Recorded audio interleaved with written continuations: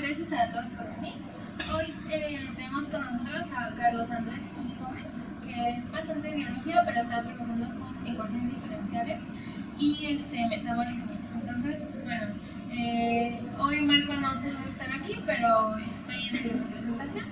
Y ya saben, como siempre, hagan todas las preguntas que sean necesarias para que se arme un debate en el ¿de acuerdo? Así que, vamos. Bien, otra cosa, buenas tardes. Ya veré el resultado. Muy bien. El fenómeno que me interesa estudiar a mí es la forma en la que los alimentos que consumimos, la forma en que la energía que contienen los alimentos que consumimos es transformada, es aprovechada y es transportada hacia las células del organismo. Hay una serie de pasos intermedios que son importantes entender, porque finalmente los alimentos contienen solamente como partes de los compuestos compuestos con energía que podemos aprovechar, pero no está en una forma que digamos es directamente aprovechable por las células de nuestro cuerpo. Entonces, bueno. En primer lugar, me gustaría dar el ejemplo de la glucosa. Cuando nosotros consumimos glucosa, tampoco es que que se distribuya uniformemente a lo largo de todo el cuerpo. En realidad se distribuye de una forma, digamos, desequilibrada, pero es de acuerdo a qué órganos necesitan una mayor cantidad de energía proveniente de la glucosa. De hecho, aquí vemos que algunos de los principales órganos que requieren esta energía es justamente el hígado, el cerebro y el músculo. También con una fuerte adición del tejido adiposo, o sea, la grasita que se nos queda, y los riñones. Es importante también en esta parte señalar cómo hay una gran cantidad de células en diferentes organismos, cada una con un medio celular diferente, es decir, no es lo mismo hablar de lo que rodea una célula del cerebro a decir lo que rodea una célula de músculo. Tienen una conexión totalmente diferente con sus células vecinas, tienen una forma completamente diferente de los compuestos que tienen alrededor, y entonces es justamente importante dar como esta diferencia entre uno y otro. Pero entonces, tampoco es nada más como el transportar la glucosa de un lado al otro. También como parte de esa glucosa puede ser que tome diferentes rutas. En primer lugar, tenemos como una dicotomía importante a reconocer. Puede ser que la glucosa se vaya a almacenado o que se vaya hacia una ruta en la que sea aprovechada por el organismo directamente. En el caso en la ruta que es aprovechada pasa por un proceso llamado glucólisis que proviene de las raíces gluco, que es glucosa, y lisis, que es romper. Justamente se refiere a la ruptura de la glucosa a formas como dióxido de carbono, agua, que son generalmente desechadas, y energía, que es aprovechada para nuestro organismo. También debemos de señalar que esta forma de almacenaje es utilizada en un compuesto llamado glucógeno, que justamente, volviendo a las raíces, la terminación geno viene de decir que da origen a la glucosa. Esta glucosa 1-fosfato es parte del proceso de es una molécula que aparece durante el proceso de aprovechamiento de la glucosa y puede ser la que da origen a este material de reserva que tenemos guardado para cuando lo necesitemos, o bien pasa directamente a ser aprovechado. Entonces, la forma que estamos trabajando ahorita se basa en pensar el sistema como en diferentes conjuntos, en diferentes grupos. Por ejemplo, estos son nuestros grupos principales. Estamos pensando en el hipotálamo como el que manda la señal de liberación de diversas hormonas, como es por ejemplo la insulina, que es sumamente importante para la regulación de lípidos y de glucosa, en el sentido de que manda señales de utiliza la glucosa o no la utilices. En general, todas estas señales de regulación son llevadas a cabo por el hipotálamo.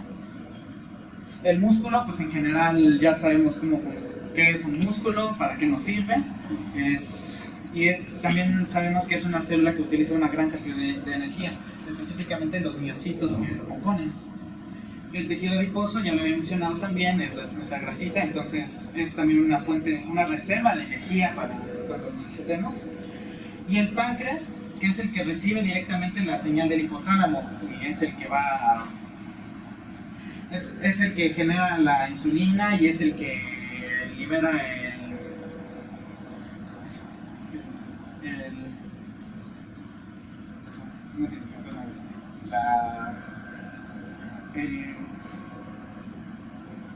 la hormona que libera, que hace la señal para que el glucógeno se convierta en glucosa nuevamente. Glucagón. Perdón. Bueno,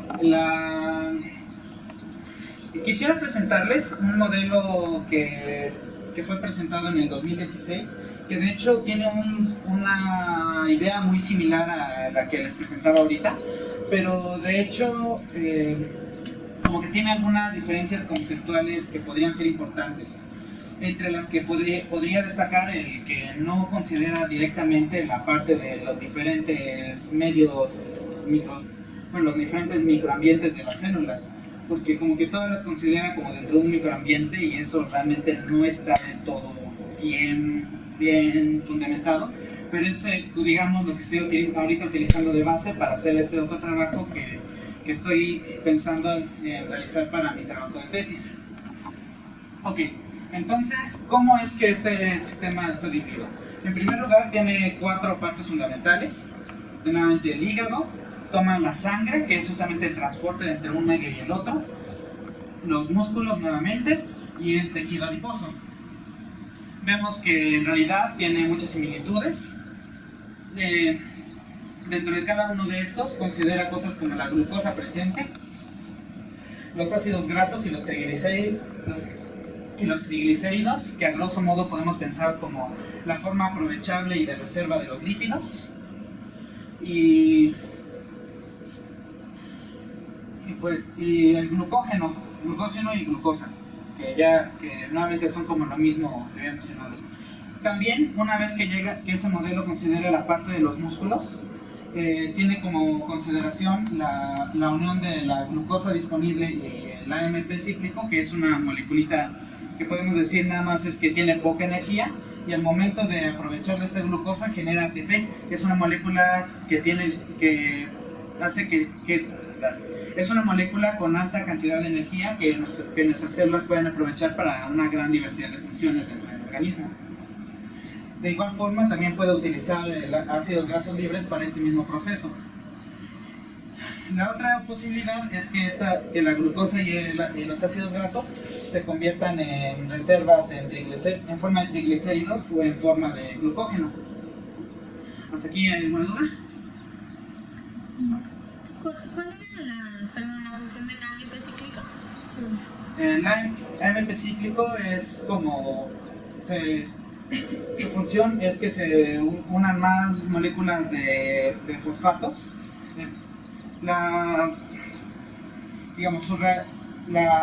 Su nombre completo es adenil monofosfato, y justamente al momento de agregarse más fosfatos va como a adquirir más energía en la forma de enlaces, que una vez que se rompen liberan energía, que son los que esa energía que se libera al romperse es la que la célula aprovecha como una forma que tiene más disponible y más fácilmente de aprovechar. Muy bien. Ya ahorita había mencionado como más o menos a grosso modo cada uno de los elementos, pero entonces a partir de este mismo sistema podemos empezar a formar sistemas de ecuaciones diferenciales. Por ejemplo, si estamos estudiando la forma en la que cambia la insulina, ¿qué factores importantes hay que considerar? Pues en primer lugar los niveles de glucosa en sangre, glucose blood, que justamente el sistema de la insulina considera como que tenemos una producción basal de insulina que tiene otra parte dependiente de la cantidad de glucosa, que a grosso modo podemos considerar que es nada más como que si hay más glucosa hay una mayor cantidad de insulina, llegando a un límite asintótico, es decir, como que llega a un valor máximo de producción. Por otro lado, también la insulina es una respuesta que se da como a altas cantidades de ácidos grasos libres. Y también consideramos una degradación de insulina, que es una degradación de insulina que con una tasa que por ahora vamos a considerar constante. Esta ecuación diferencial puede sonarnos como un tanto sacada de la manga, pero por otro lado podemos compararla con datos experimentales y nos damos cuenta que de hecho es cierto que conforme más o sea, por ejemplo en este caso, que conforme más altos son los niveles de glucosa en sangre, también se da una mayor producción de insulina. Entonces, igual de la misma forma, más o menos podemos encontrar apoyo para gran parte de todos los procesos que habíamos observado dentro de esta gráfica. Y de esta forma podemos empezar a construir todo un sistema de ecuaciones. No sé si alguien quiera que hagamos énfasis en alguna ecuación en específico, pero en general podemos ver que casi todas estas ecuaciones, si no es que todas, surgen directamente de hacer un análisis de esta gráfica. Nada más agregan algunos factores en los que ahorita haré un poco más de énfasis, que son justamente estas sigmas, y ya. Pero por todo lo demás son como, por ejemplo, si tenemos los trifosfatos en sangre, tenemos una parte que proviene de una parte muy importante, que es esta food triglycerides, que es los triglicéridos que provienen directamente de la alimentación, que justamente son un incremento, mientras que hay otra parte que es justamente como considerada como la degradación, y así podríamos irnos con cada uno de los elementos. ¿Hay alguna ecuación en la que quisieran hacer énfasis o podemos continuar con esto? Más o menos. No, son las variables de estado. Variables. Insulina, glucosa, triglicéridos, en esa tabla. Sí, exactamente esa tabla. Sí, bueno, lo que les mencionaba ahorita, y es insulina, glucosa. El B chiquita es que es de la sangre y es glucosa, triglicéridos y ácidos grasos libres. Y es del hígado.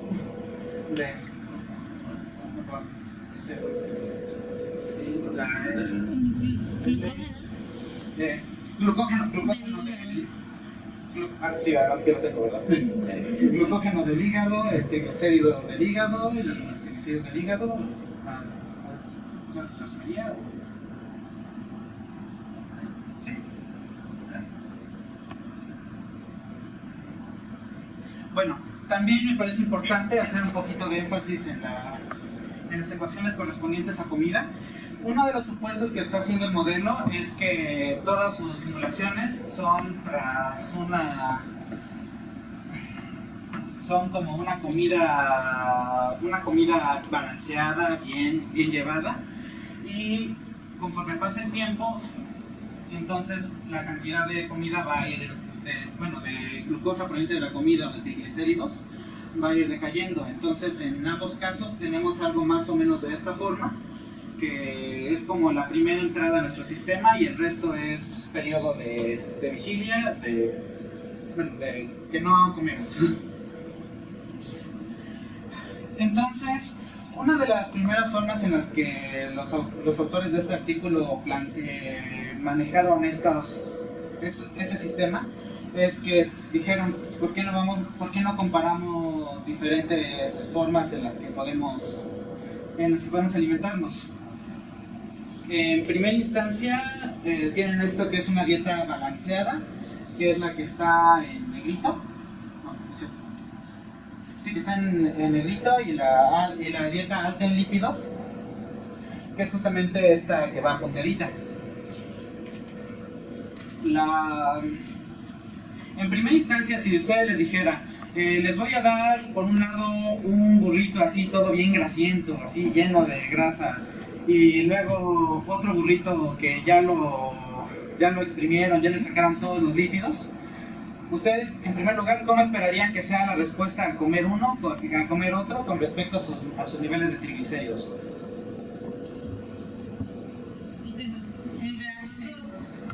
eso te lo va a disparar, ¿no? Justamente es más o menos la respuesta que veríamos.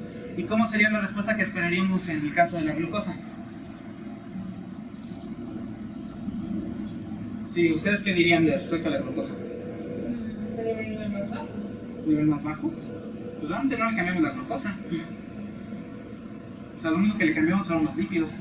Pero, bueno, ¿no estaría influyendo la velocidad a la que tu cuerpo puede procesar la glucosa? ¿De acuerdo a cuántos lípidos le pusiste? Bueno, no sé si eso influye.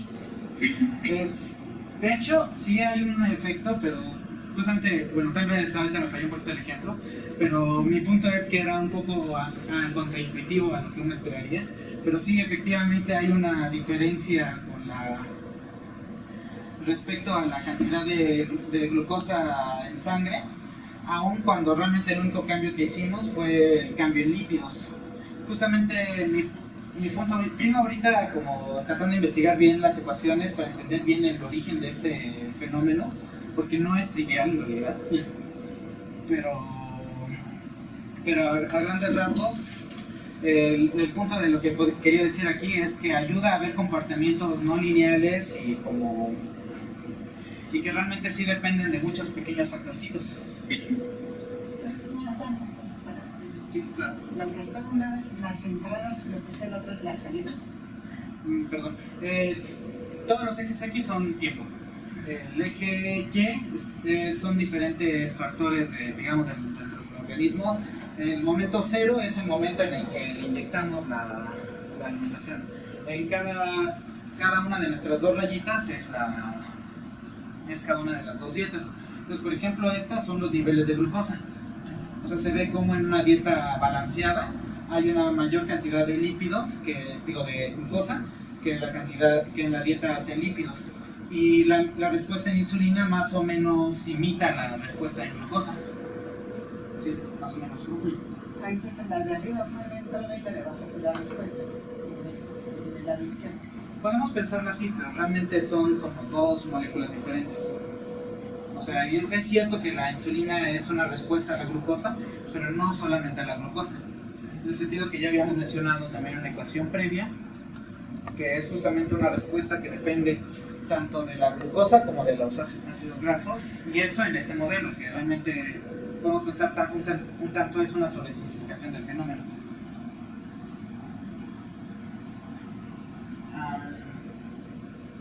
Ok, entonces ahora siguiendo un poquito con estos autores que les comentaba, están haciendo algo similar a lo que yo tenía planeado hacer, que ahorita hago también un poquito de énfasis en las partes en las que que difieren un tanto.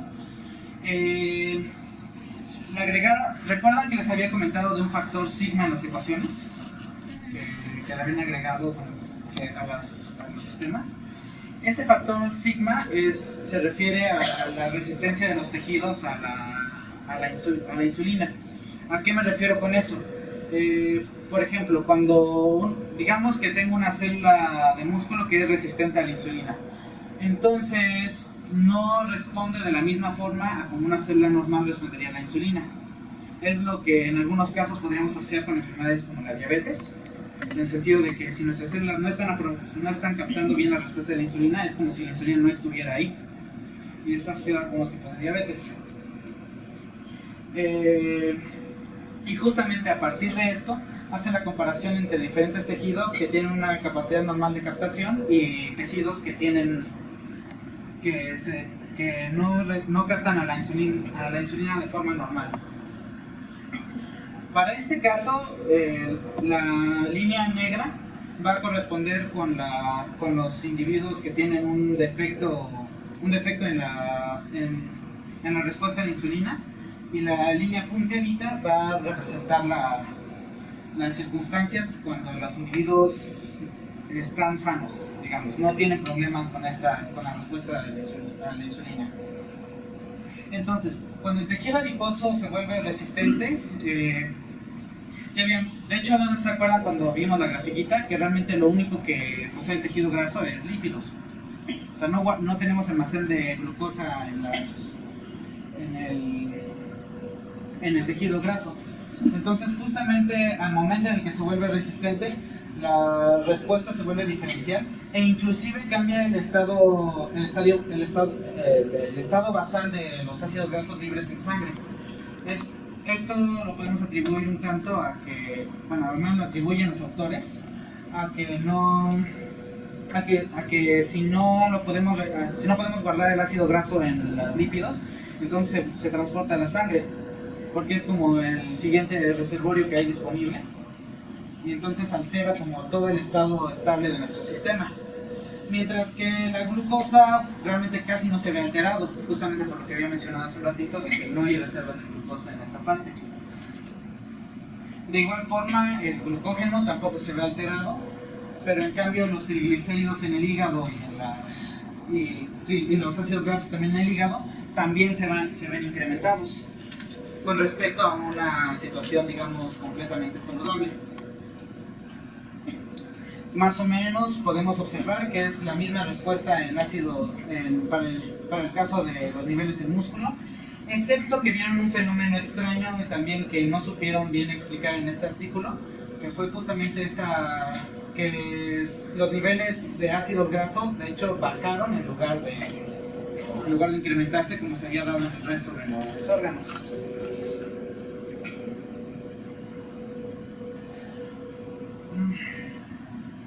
Por otro lado, tenemos el caso en el que nuestro hígado es el que se vuelve resistente. Entonces, como en esta parte ya empezamos a involucrar el metabolismo de la glucosa, entonces ahora sí se da un incremento en los niveles de glucosa, y que además, nuevamente, como lo habíamos visto en casos anteriores, se ve reflejado también en los niveles de insulina. O sea, en este caso nada más son como que están metiéndole diferentes variables, alteraron los factores de resistencia gamma que habíamos mencionado y vieron la respuesta que se presentaba. Pero biológicamente, ¿cómo serían estos factores de resistencia gamma? Ok, ya había mencionado hace un momentito que es como que la célula no está captando de forma adecuada la insulina, no da una respuesta adecuada, y en muchos casos también creo que mencionado, no sé si se pasó, perdón, es también una respuesta, bueno, es lo que provoca enfermedades asociadas al metabolismo, como es el caso de la diabetes. Pero sería una propiedad de la membrana de las células el no poder asimilar estos compuestos. Puede ser resultado de varias cosas. Puede ser un tanto que los receptores de membrana estén defectuosos, puede ser que la insulina producida sea de mala calidad o no pueda ser captado adecuadamente, aunque en ese caso ya no tendríamos como un caso tan específico a tipos celulares de resistencia. Pero bueno, si me adelanto ahorita un poquito,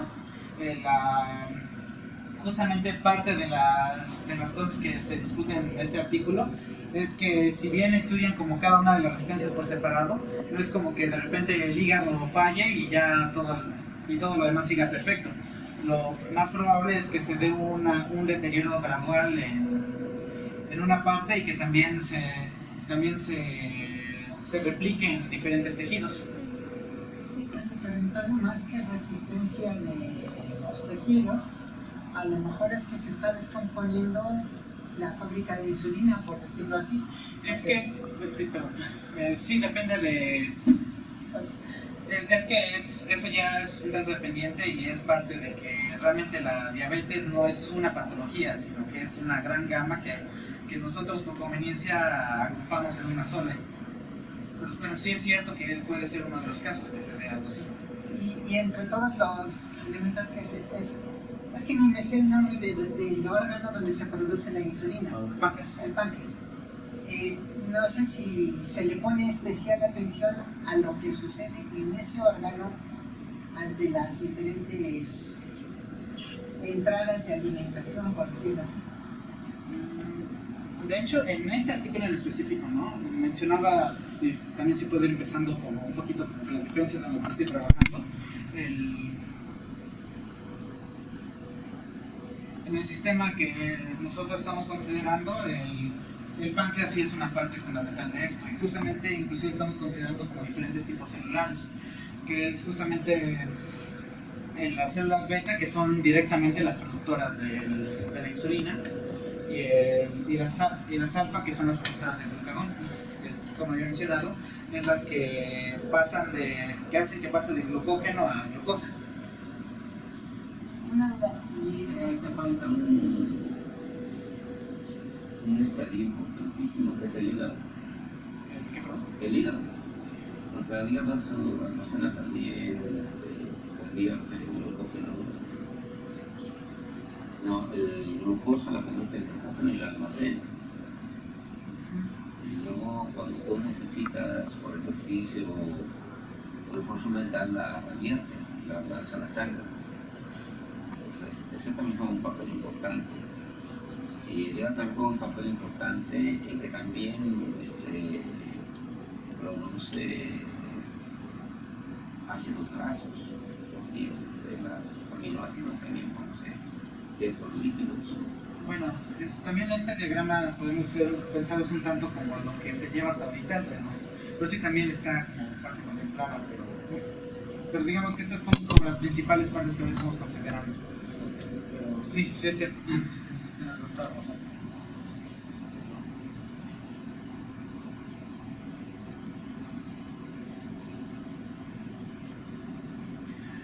Bueno, perdón, continúo más o menos. Bueno, igual entonces decíamos el hígado resistente, igual vemos como una respuesta similar a lo que habíamos visto para el caso del tejido adiposo, pero un tanto más hacia la parte de la glucosa, ¿no? Tanto las reservas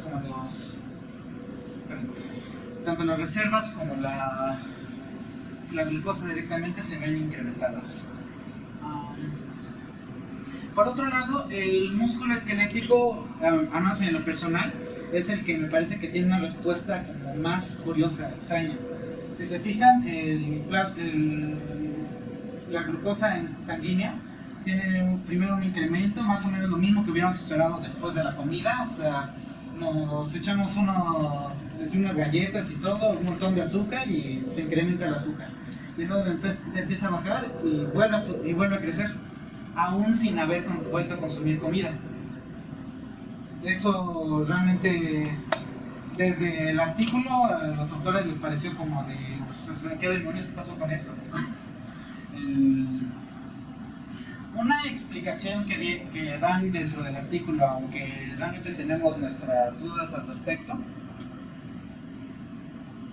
es que mencionan que los niveles de glucógeno en el hígado primero se incrementan y llegan a un estado en el que llegan a su nivel máximo. Sin embargo, justamente este nivel máximo, este nivel máximo justamente coincide con este punto el momento en el que el sistema alcanza ese punto, la dinámica del sistema completo empieza a cambiar. Ya no puede almacenar glucosa en el hígado y entonces se va como a todos los demás lugares donde podía guardar glucosa, incluido el músculo, y entonces cuando se da este segundo aumento. Y este segundo aumento también se ve reflejado en los niveles de insulina. Es la explicación que da, como mencionaba, es la explicación que dan en el artículo, aunque nosotros no estamos del todo seguros si podemos directamente atribuirlo a ello, en el sentido que hay otros sistemas que pueden dar una dinámica similar, sin ser necesariamente una respuesta a algo así. Entonces, también es como de las partes que seguimos como revisando un tanto. Una pregunta. Bueno, en el artículo están poniendo alguna edad en específico. O sea, yo entiendo que todos lo sacaron de las ecuaciones, ¿no? Y que no hay modelos experimentales ni con ratones ni nada. ¿Están suponiendo alguna edad específica de los sujetos? Porque yo me imagino, bueno, naturalmente el metabolismo es muy diferente según la edad, ¿no? Entonces, no sé si en algún momento lo mencionan. Al menos que recuerde ahora, no me lo parece. Sí, no me parece. Entonces la curva es resultado del modelo, o sea, no es experimental, es subida y bajada. Estas no directamente. Justamente como les mencionaba, realmente es hasta un tanto ilusorio el pensar que podemos llegar a un punto en el que solamente las células musculares sean resistentes.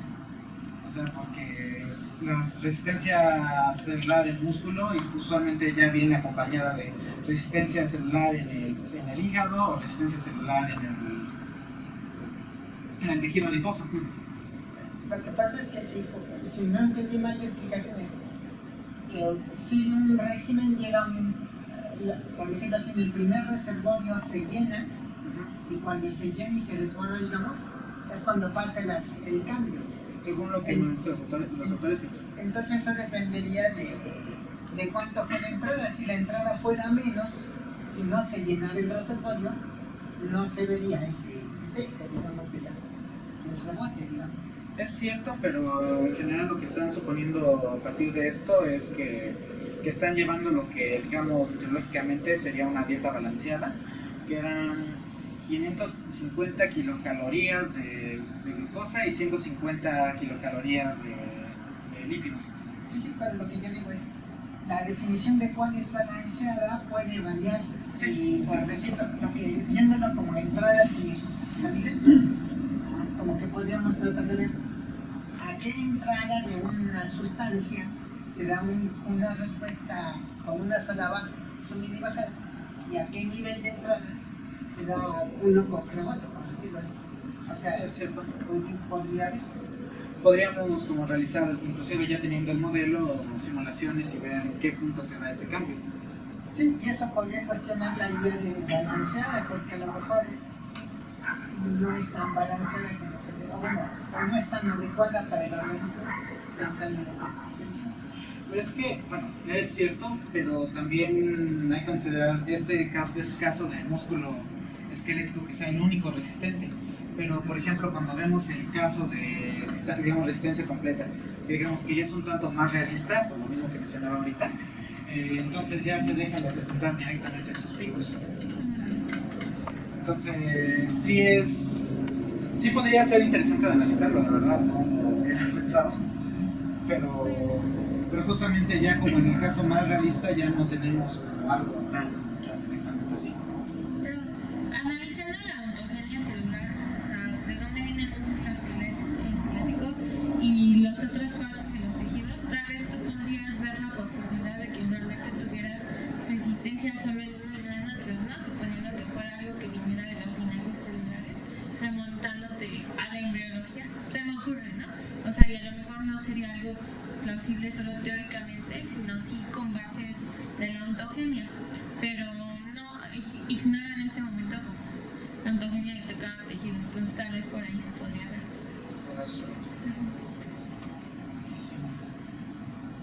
Bueno, ahora sí continuamos. Sí. Igual, entonces ya vemos aquí el caso como de resistencia completa, de resistencia de todo el sistema.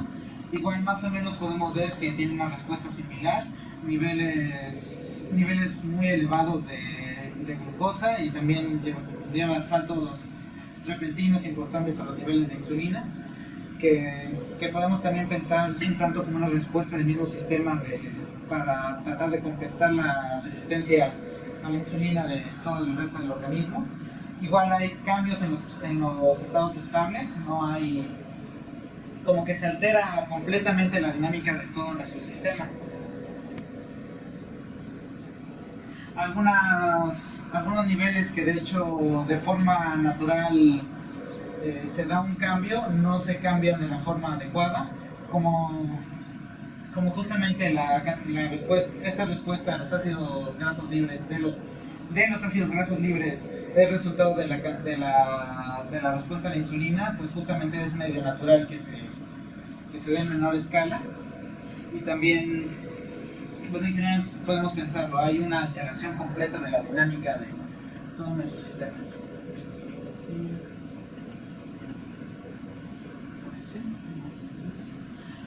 Ahora, saltándome un poco también, y ya también haciendo un poco de énfasis a también otras diferencias importantes que me parecían, bueno, otros cambios que me resultan interesantes de hacer en este sistema, es, por ejemplo, fijarnos en específico en esta ecuación. La ecuación P se refería a la cantidad de AMP presente a nivel celular. Entonces, si nos fijamos, la primera parte es una producción basal de AMP, y una parte... ¿Qué es AMP? AMP es adenín monofosfato, es como utilizado... Es un nucleótido. Es un nucleótido que es utilizado para poder generar energía al unirse a la glucosa o al fosfato. Bueno, se rompe las cadenas de glucosa o de ácidos grasos libres, y al romperse se libera energía, que es utilizada para producir el ATP que nuestras células utilizan como una forma de combustible, vamos a decirlo, de conseguir energía para todas sus reacciones, para todos sus procesos. Ahora,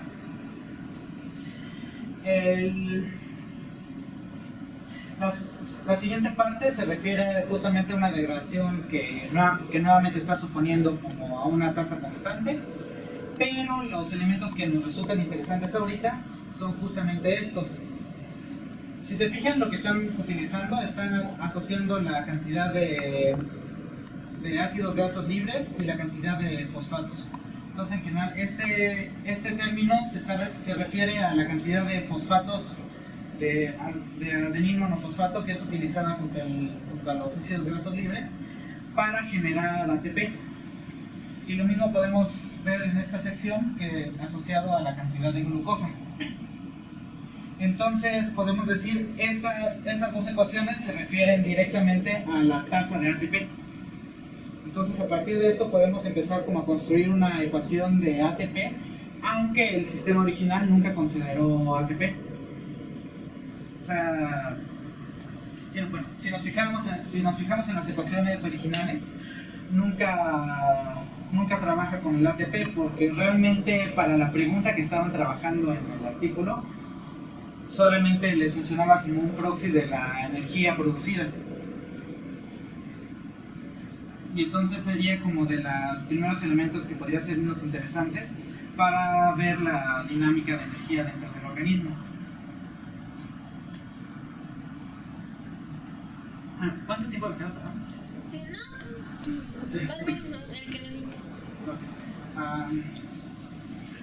Bueno, entonces podemos ahora hacer como un corte aquí y ver otra pregunta diferente. ¿De qué forma el estudiar cómo es que se utiliza el ATP nos puede ayudar a ver como la dinámica en la que se mueven los tejidos?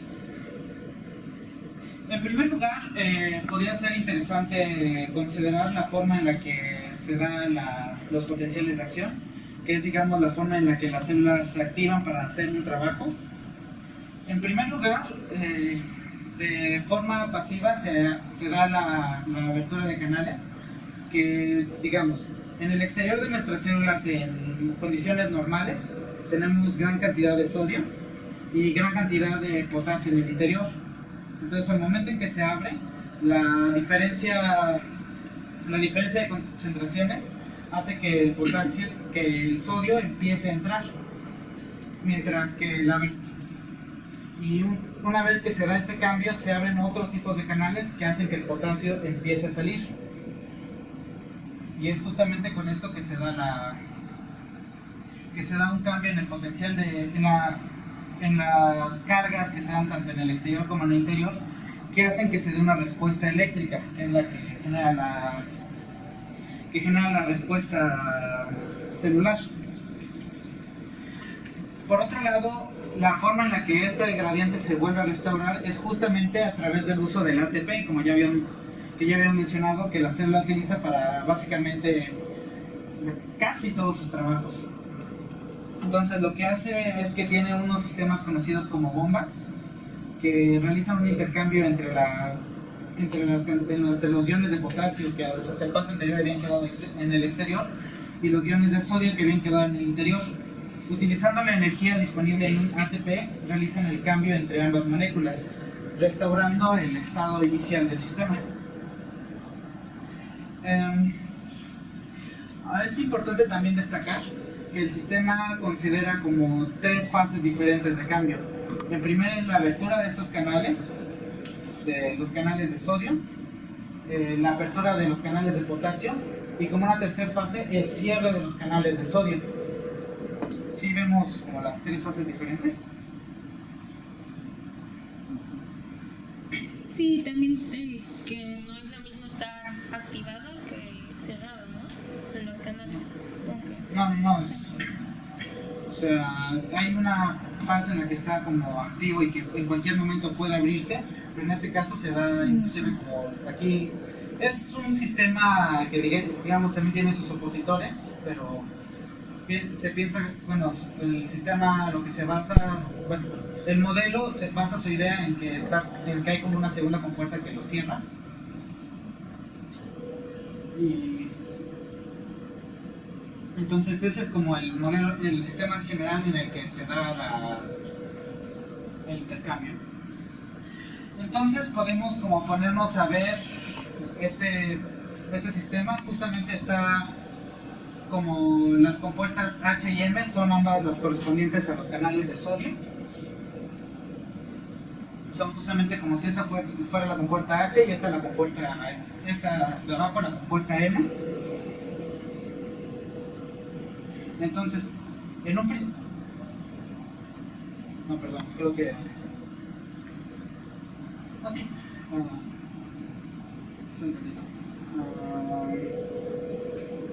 Los canales de las compuertas H se empiezan a... los canales de sodio y...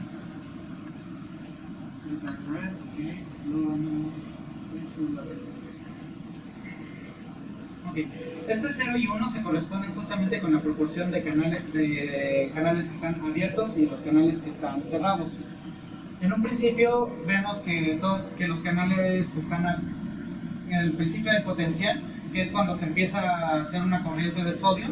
Entonces, estos canales están abiertos, pero llega un punto en que estos otros canales, los canales H, los que los cerraban, los canales M que los cerraban, se empiezan a activar y entonces detienen la corriente de sodio. Es en este punto cuando se vuelven a cerrar los canales y entonces se da una activación de los canales de potasio que restauran el potencial de membrana a su valor original. Justamente en esta otra parte podemos ver el flujo tanto de los iones sodio y de potasio. Justamente vemos que en este pequeño pedacito en el que ambos canales permiten el paso es justamente cuando se da el intercambio entre ambos, se da el paso de sodio, y cuando los canales de potasio se activan es cuando empieza a haber un flujo de potasio.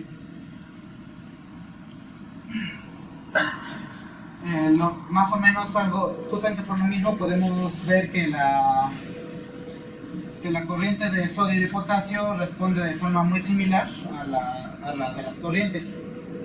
Por otro lado, podemos hacernos la pregunta: ¿qué pasa si hacemos que este cambio sea más rápido? Que los canales se abran y se cierren más rápido.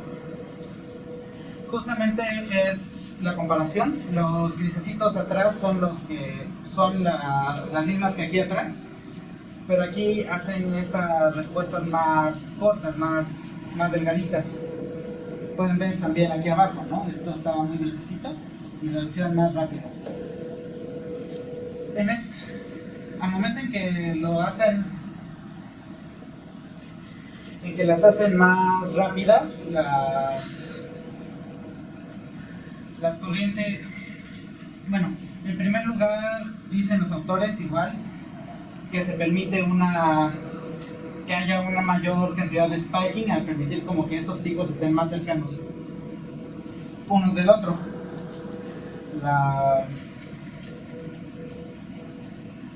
Y se da más rápido. Bueno, sí, creo que mejor ahorita pues vamos con las siguientes figuras. En estas simulaciones lo que hacen es que alteran la velocidad de de cada uno de los spikings de cada una de las aberturas de cada uno de los canales. Tenemos que que grafican los valores del voltaje contra las taus. Entonces, conforme más pequeña es nuestro valor de tau, la constante de tiempo característica, entonces el cambio se da a una mayor velocidad. Vemos que justamente asociado a esto, mientras más pequeña es la constante de tiempo característico, se da un mayor ritmo, de estos spikings. Sin embargo, la respuesta de costo con respecto a la cantidad de ATP utilizado va también alterándose de formas diferentes según cada una de las respuestas. Por ejemplo, en realidad la activación no nos hace una mayor diferencia, pero podemos ver que mientras más rápida es la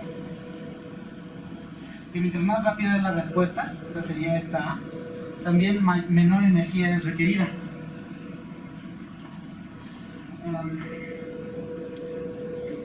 Y también lo opuesto se da en este caso. Mientras más pequeño es, más rápida, más cantidad de energía es requerida.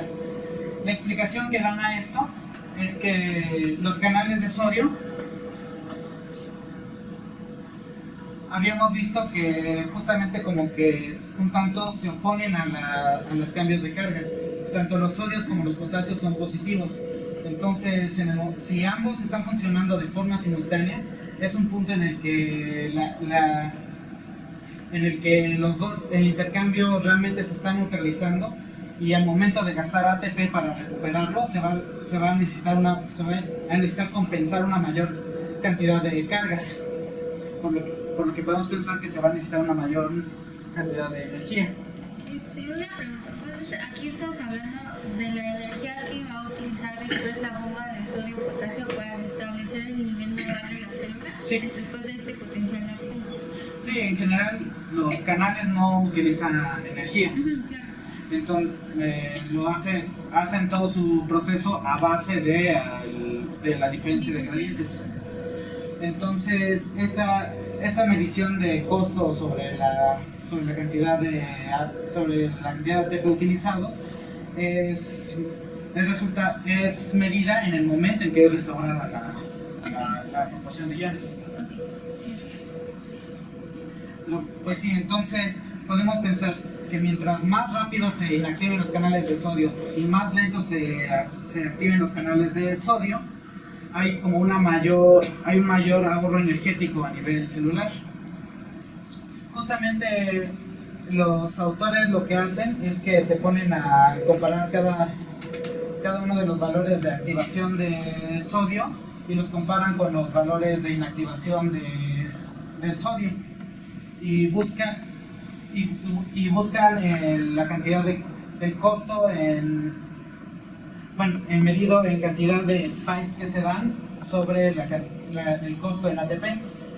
Y entonces de esta forma, para cada uno de los valores de sodio encuentran el valor de potasio, encuentran el valor de sodio, el factor de velocidad de sodio en el que este valor tiene su valor máximo. Y justamente encuentran que es una relación casi directa. Bueno, es una relación casi lineal.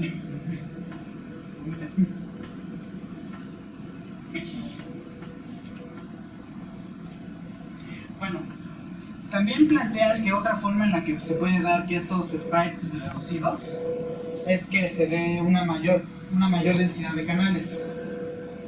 Sin embargo, esta posibilidad también la desmienten al ver que a partir de esta posibilidad el sistema requiere casi 10 veces más ATP que los que requería en un inicio, que los que requeriría a partir del otro método.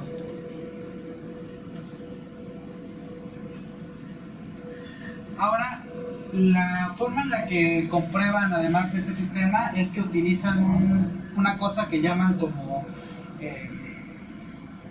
Dynamic Voltage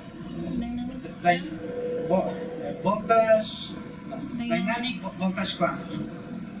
justamente, no sé si alguien está familiarizado con el voltage K, ¿no? Básicamente la técnica se refiere a que agarran un valor de voltaje y hacen que la célula se fije en ese valor. Entonces, lo que hacen ahora para que este valor sea dinámico es que primero hacen que la célula, esta es como la respuesta normal de una célula cuando se le da un estímulo de esta forma. Le agregan la tetradotoxina, que es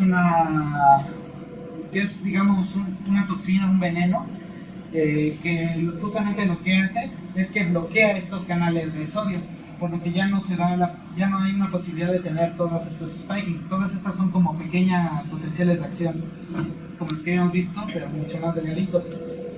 Como ya estos canales están bloqueados, ya no hay ninguna respuesta. Pero entonces conectan esta célula a una computadora que mide los niveles de voltaje dentro de la célula e inyecta, mide las concentraciones y los voltajes de la célula e inyectan un voltaje que sería como el predecible por el modelo. Y justamente a partir de inyectar este voltaje, ven aquí, vuelven a obtener una respuesta muy similar a la que se obtenía antes de agregar la tetradotoxina, por lo que este sistema se vuelve como acorde al sistema biológico en estado natural. Y a partir de esto, justamente encuentran que los valores de cada una de las,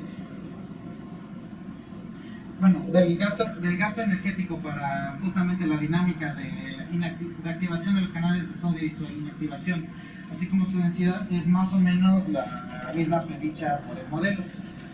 Entonces, la conclusión a la que llegan es que hay un punto en que justamente deben de tener como un equilibrio entre la cantidad de glucosa, entre la velocidad de inactivación de los canales de sodio y la activación de los canales de potasio.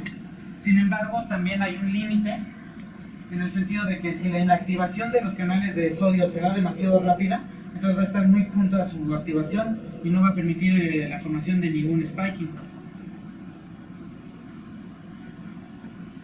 Y pues bueno, creo que con eso concluyo.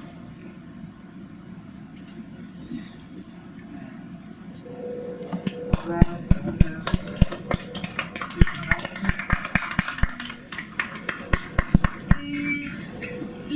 última parte de los potenciales de acción, digamos, bueno, yo entendí que la quieres relacionar con el metabolismo por medio de lo del ATP, ¿no?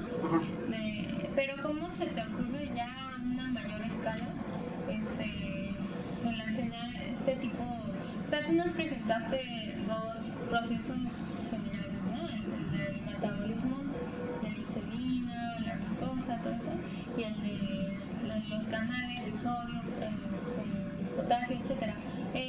¿Cómo podemos conectar más estos dos procesos a través de esta molécula que es el ATP en una perspectiva dinámica de sistemas dinámicos? Ok, pues en primer lugar el primer sistema ya por sí mismo representaba un sistema de ecuaciones dinámicos en el cual, digamos, tenía de forma implícita la presencia de ATP. Pues justamente a partir de esto, la energía que es proporcionada la energía que es proporcionada por estos alimentos es la que es transformada en ATP, que es, digamos, como la moneda energética para realizar todos los procesos necesarios. Este potencial de membrana que había mencionado ahorita, en este artículo específicamente, está muy enfocado a las neuronas. Sin embargo, es como, digamos, un proceso general que a grandes rasgos es también utilizado tanto para músculos, para páncreas, también es una respuesta excitable. Y entonces es como relevante el conocer cómo es que este ATP se estaba formando en relación a la cantidad de ATP que está siendo consumido. Porque también a final de cuentas también eso nos ayuda a hacer un balance energético de cómo se está aprovechando en el organismo. Sí, claro, es muy interesante que podamos extrapolar estos modelos derivados del sistema nervioso, de células neuronales, a otro tipo de tejidos. Como tú mencionas, claro, habría que ver las particularidades de las distintas células excitables, pero pues, es un primer paso. Sí, claramente, no es como directamente todo lo que vimos aquí lo podemos aplicar a una célula de músculo, pero digamos en principio son el mismo y podríamos inclusive pensar en aplicar protocolos similares para hacer su estudio. Con el voltage clamp. El voltage clamp, de hecho, a mí me pareció un sistema bastante interesante, el voltage clamp, porque no se limita solamente a un voltaje específico, sino que es como estudiar toda una dinámica a partir de lo predicho por un modelo. No sé si alguien más tenga alguna pregunta, comentario. O sea, es que esto me llega la impresión de que podría usarse, por ejemplo, por los médicos, digamos, en el sentido de que si se pudieran dar las curvas de respuesta a cada alimento, o sea, digamos, si come zanahorias, dieta de zanahorias, el organismo responde con una curva. Si come otra cantidad de la misma, es otra curva. Tener su familia de curvas, lo hace de zanahorias. Y luego estudiar qué pasa si se come, no sé, si come carne, cómo son las curvas. Y digamos como casi poder predecir cómo va a responder ante lo que coma. De hecho, en eso no tengo la referencia ahorita, creo que no lo metí aquí, pero había un artículo de unas personas en Israel que estaban trabajando sobre la posibilidad de ver a partir de los requerimientos energéticos de cada persona, el hacer una dieta específica acorde a los nutrientes requeridos y la respuesta que se esperaba bien. Si era algo así más o menos. Si quieren igual luego se lo paso. Hay una cosa, no sé si, no sé qué tiene tal vez trabajo, pero un factor también importante es el gasto de energía. O sea, control de lípidos y azúcares va a depender también de qué tanto te ejercitas, que es muy sedentario, etc. De hecho, practicar el ejercicio aeróbico de por lo menos 40 minutos diarios, ¿sí? Ayuda mucho no solo a mejorar el control de glucosa y triglicéridos, sino te da beneficios en muchos aspectos, porque oxigenas mucho el organismo y eso lo hace que trabaje mejor. Entonces, yo lo con un problema de entrada y salida, de qué tanto entro y qué tanto gasto. Entonces, debería de haber uno para entradas y salidas y si el modelo se ajusta a cada individuo, tú le podrías estimar sus parámetros del modelo según cosas que se puedan medir, no sé si se puedan medir las AMP y las APP en sangre. No, bueno, es que es un tanto complicado, especialmente porque no se da tanto un viaje, no es tanto que viaje por el torrente sanguíneo, sino que justamente Aunque otras cosas, bueno, cosas sí podemos medir. pero justamente las cosas que viajan a través del torrente sanguíneo son más la glucosa y los lípidos. Ya es al momento en que llegan a las células en que es transformada bueno, que es utilizado junto con el AMP para formar el ATP. Entonces es más complicado de medir porque en este caso tenemos como niveles para cada célula y no, digamos, podríamos hacer una generalización en términos de una célula y lo multiplicamos por número de células, pero realmente se presta mucho a cometer errores de medición. Bueno, yo vi un estudio, o sea, lo hicieron en una ameba. Yo sé que una ameba no es invertebrada como nosotros,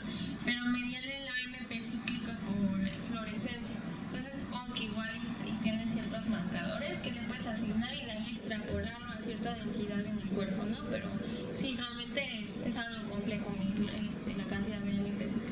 Las variables de estado que la literatura de estado del sistema, ¿cuáles de ellas se pueden medir? ¿O pueden ser medidas? En torrente sanguíneo, por ejemplo.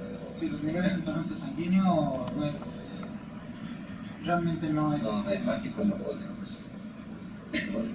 Nada más podemos 1, 2, 3, 4, ¿verdad? Las primeras 4 nada más. Ya casi. Y al menos no los... la bronca sería medirlos en vivo. O sea, igual y podemos medirlos ya una vez licuado todo, pero sí, a nivel, digamos, a sistema vivo, pues no. Pero es que tenemos muchas variables de estado de las personas cuantas podemos medir. Y el oxígeno o lo oxigenado que esté el cuerpo, ¿podrías medirse con alguna de esas? Modifica, claro, se sabe que la persona que ejercita hace ejercicio aeróbico por unos 40 minutos al día, ¿sí? Reduce la resistencia a la insulina, la reduce. Entonces se reduce, pero está prácticamente probado. ¿Cómo y por qué? Son cosas que a mí me gustaría explicar. Sí, también, bueno, lo que dices de medir la cantidad de oxígeno, yo supongo que se podría ver indirectamente con la cantidad de ácido láctico, que es lo que se produce en el metabolismo anaeróbico. Entonces, es como cuando haces ejercicio anaeróbico, que por eso te duelen los músculos, porque están los cristales de ácido láctico, ¿no? Entonces, igual si puedes medir eso, sería un modo indirecto de ver la oxigenación, por lo menos durante el tiempo que el organismo presentó mucho esfuerzo. Y una explicación podría ser a lo mejor la insulina producida en la abundancia de oxígeno es de mejor calidad que la producida en escasez de oxígeno. Bueno, No sé, yo creo que es mucho más complicado. Sí, no, bueno, es que realmente los sistemas de producción de insulina siguen siendo los mismos independientemente de la actividad que están realizando. Igual y sí, pero no, igual no es el rostro. sí, no, yo no decía que sistema diferente, sino que insumo diferente. Algo así como si un insumo es el alimento, pero también otro insumo podría decirse la cantidad de oxígeno. Pensante. Eso pasa, y de alguna manera el oxígeno, me lo imagino así. No puede haber combustión si no hay oxígeno. Y entonces cuando entra la insulina para que el combustible lo use la célula para su metabolismo, si hay escasez de oxígeno, pues esa combustión se hace, no es muy buena. En cambio, si hay más oxígeno, ¿sí? Y una mejor combustión. Entonces, no sé exactamente cómo influye, pero mi intuitiva me dice que de alguna manera deben de ayudar. Otra manera que deben de ayudar es que se vitalizan también las células sanguíneas con el oxígeno. Y entonces tienen una mejor función, entonces ayudan, porque ¿cómo llega la energía a todas las células del cuerpo? Pues vía la sangre. Entonces si la sangre tiene el oxígeno de una especie como de enzima que ayuda, no es una enzima, es un pate que necesita para la combustión. Por eso es que sin oxígeno nos morimos, simplemente porque se acaba la combustión. Es como cuando pagamos la vela y cuando te mueres. Y el oxígeno y la combustión se muere la sangre. Lo que sí es cierto es que evolutivamente el uso de oxígeno sí dio maquinarias biológicas mucho más complejas, ¿no? Por ejemplo, en el carbonífero, hace, no sé, 300 millones de años, no estoy seguro, es cuando se han registrado de los niveles más altos de oxígeno en la Tierra, y también hubo un gigantismo de especies, de artrópodos en específico, no sé, hay un género de libélula que se llama Meganeura, que es de este tamaño, ¿no? Y es impresionante. Y bueno, sí, no, muy tenebroso eso. Pero, o sea, obviamente hay un debate paleontológico causal de que si realmente fue el oxígeno el que permitió este tipo de tamaños, pero la verdad es que el oxígeno tenía un uso de energía mucho más eficiente que otras alternativas como el azufre, el dióxido de carbono, etcétera, ¿no? Que también está asociada a la razón por la que ahorita los artrópodos ya no alcanzan niveles Tan grandes. sí, porque los niveles de oxígeno ahorita son más reducidos y entonces dicen por el efecto del área contra volumen, si un artrópodo alcanzara esos niveles hoy en día, su sistema de respiración no alcanzaría a sustentar todo el volumen del Sí, organismo. las tráqueas. Exactamente. Bueno, ok. Se ve que es mucho más complicado el problema, ¿no? Pero bueno, está bien, es interesante, porque uno tiene que ir, un problema tan complicado tiene que ir por pedacitos, ¿no? Podemos simplificarlos y después poco a poco complicando y la verdad, pero bueno, porque hay que usarlo, ¿no? Aunque si el oxígeno se puede medir y es importante que se Bueno, un problema, a mí me interesa mucho esto, el siguiente problema que con respecto a diabetes, y usted me preocupa, si tú previenes las enfermedades, sale barato, es económico. Si lo que haces es curar enfermedades, te sale muy caro. Entonces, yo no estoy llamando a eso diagnóstico temprano. O sea, yo le llamo prediabetes, a los médicos no les gusta y si el biólogo está bien, no le va a gustar. ¿Sí? Pero antes de empezar con la diabetes, empiezas con hiperinsulemia, curiosamente. Y después de consumir demasiada insulina, puede ser que sea la causa a que genere un proceso de resistencia, incluso la resistencia a la insulina. Es más o menos el incentivo que mencionaban en el artículo por el cual están como analizando cada uno por separado.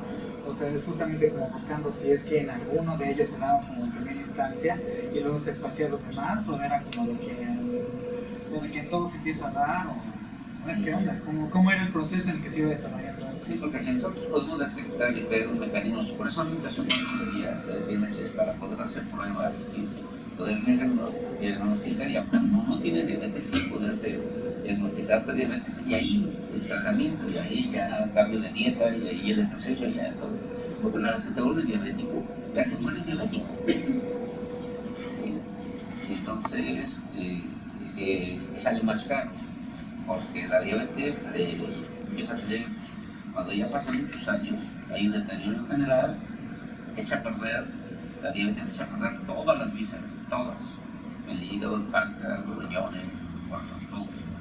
Entonces, por eso mucha gente colapsa cuando tiene una diabetes mal controlada. Pero si tú tienes una diabetes la cual haces ejercicio, controlas dieta, bien dieta, entonces si te ayudas con algunos fármacos, te mueres de cualquier cosa menos de diabetes, también es cierto.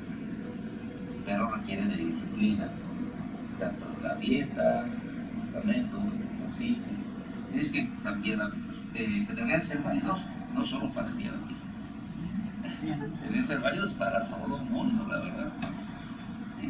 Entonces, en ese sentido, yo tengo interés por un modelo, ¿no? Porque, oye, como yo me dedico más bien a la formación, pues, si tener modelos, por eso te preguntaba qué cosas podemos medir. Porque si tú, yo tengo algunas regiones de estado, las puedo medir. A partir de eso, yo, si tenemos eso, yo puedo estimar los parámetros, y una vez que tengo esos parámetros, yo puedo ver cómo evoluciona por ciertos periodos, por ejemplo, al día, ¿no? Estudio una admisión y ver cómo vas a evolucionar en el día para ver exactamente cuál es tu comportamiento glucosa. No en el momento que te hacen estudios, porque los estudios que te hacen, te hacen estudios, te sacan la sangre, luego te regresan a un cierto tiempo, te dan un cubo y después ven en qué tiempo declina eso, ¿no? Y justamente también está... Esos son unas cuantas misiones, pero tú puedes estar midiendo en unos ciertos intervalos de tiempo, y fuera de esos intervalos de tiempo, ¿qué está pasando?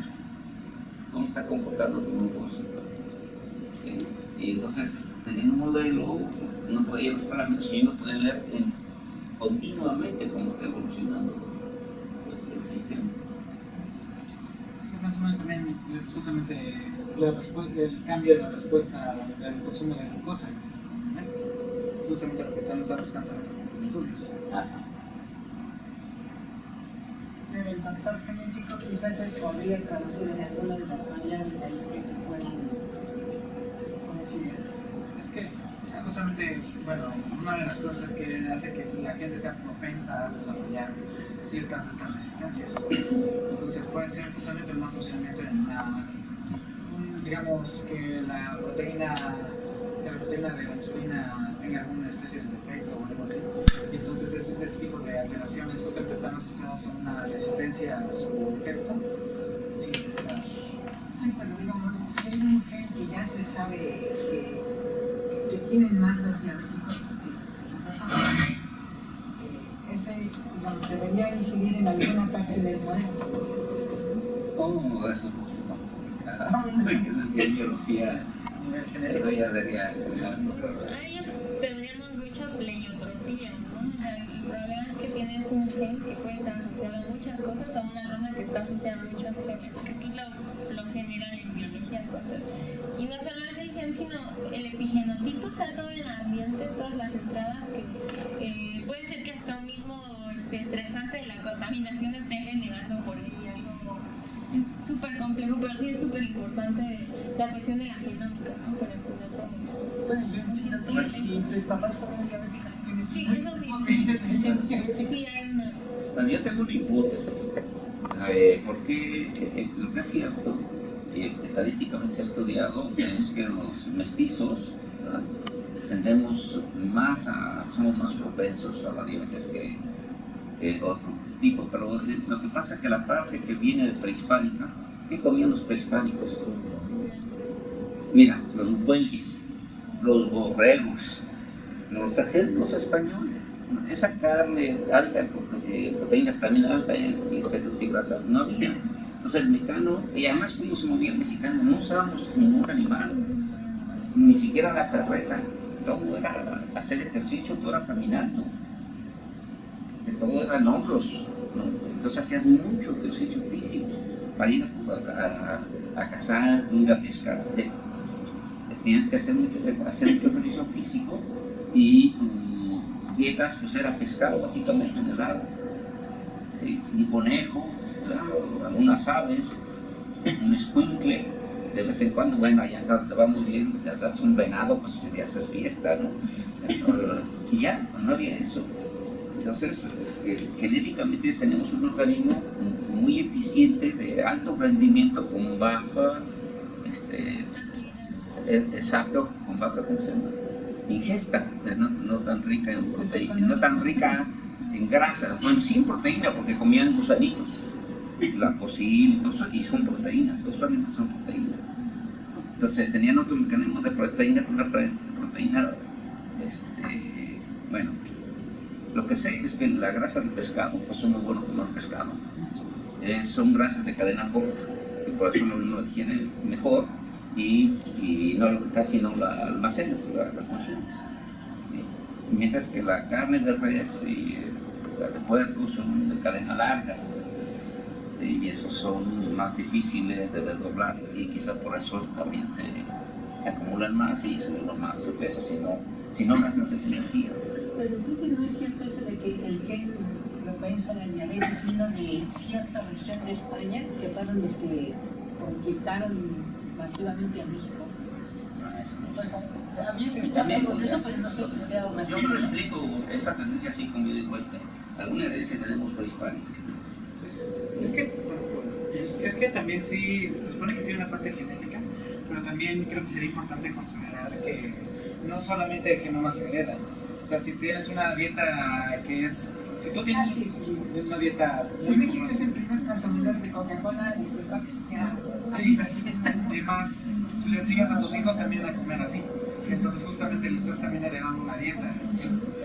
Entonces también no es solamente, no todo esa, digamos, parte hereditaria se debe asociar como al genoma. Puede ser también asociado a otras cosas. Pero sí es biología, ¿no? Sí es biología porque es el ser vivo y el ambiente. Sí. La conexión del vivo y el ambiente. Pues, él está hablando ahorita del ambiente. O sea, también el ambiente influye como genética. No solo lo que uno ingiere, el ambiente. Muchos aspectos de hábitos de comida y ejercicio. Y también hábitos de deporte y todo también se los enseña. Exacto.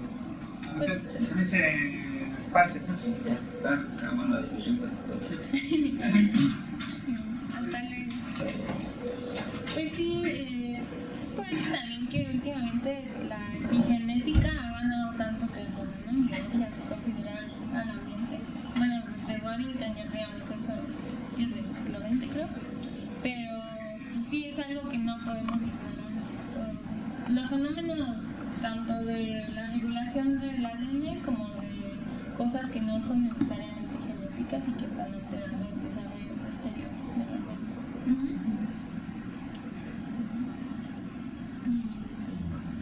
No sé si alguien quiere decir algo más o ya con eso acabamos. Sí.